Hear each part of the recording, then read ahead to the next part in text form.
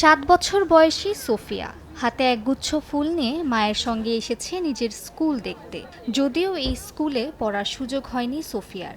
গেল সোমবার ইউক্রেনের কিয়েভ এবং অন্যান্য শহরে ব্যাপক ড্রোন মিসাইল হামলা চালায় রাশিয়া।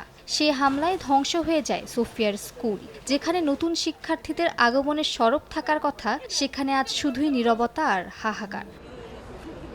সোফিয়ার মা ওলেনা জানান, শিক্ষা প্রতিষ্ঠানে রাশিয়ার হামলায় শিক্ষার্থী আর অভিভাবকরা চিন্তিত। এই পরিস্থিতি থেকে দ্রুততম সময়ে উত্তরণের প্রত্যাশা তাদের। পহেলা সেপ্টেম্বর থেকে সোফিয়ার স্কুল জীবন শুরু হওয়ার কথা থাকলেও স্কুল প্রাঙ্গণে এসে শুধুই ধ্বংসস্তূপ দেখতে পাই। এই আশা নিয়ে এসেছিলাম আমাদের সন্তানরা একটি আনন্দ ঘন সময় কাটাতে পারবে, কিন্তু এসে দেখি এই ধ্বংসস্তূপ। সোফিয়ার মতো হাজারো শিক্ষার্থীর জীবন এখন অনিশ্চয়তার মধ্যে কাটছে। বোমার শব্দে ভীত সন্ত্রস্ত শিক্ষার্থীরা। রাশিয়া ইউক্রেন যুদ্ধে ব্যাপকভাবে ক্ষতিগ্রস্ত হচ্ছে ইউক্রেনের শিক্ষা ব্যবস্থা। তবুও অভিভাবকদের প্রত্যাশা, তাদের সন্তানরা আবার স্কুলে ফিরবে, আবার প্রাণোচ্ছল হয়ে উঠবে তাদের জীবন। মালিহা সুহরাওয়ার্দী, সময় সংবাদ।